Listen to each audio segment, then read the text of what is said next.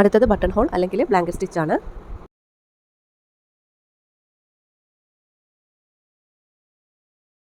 ഞാൻ 2 ലൈൻ വരച്ചിട്ടുണ്ട്. ഇതിനുള്ളിലായിട്ടാണ് സ്റ്റിച്ച് ചെയ്യേണ്ടത്.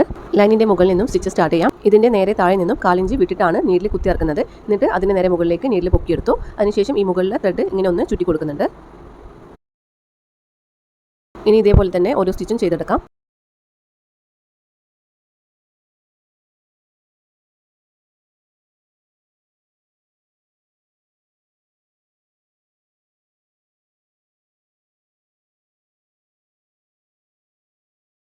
ബട്ടൺ ഹോൾ സ്റ്റിച്ച് നമുക്ക് ഫില്ലിങ്ങിന് വേണ്ടി യൂസ് ചെയ്യാം. അപ്പോൾ ഈ ഒരു ഫ്ലവർ എങ്ങനെയാണ് ഫിൽ ചെയ്യുന്നത് നോക്കാം.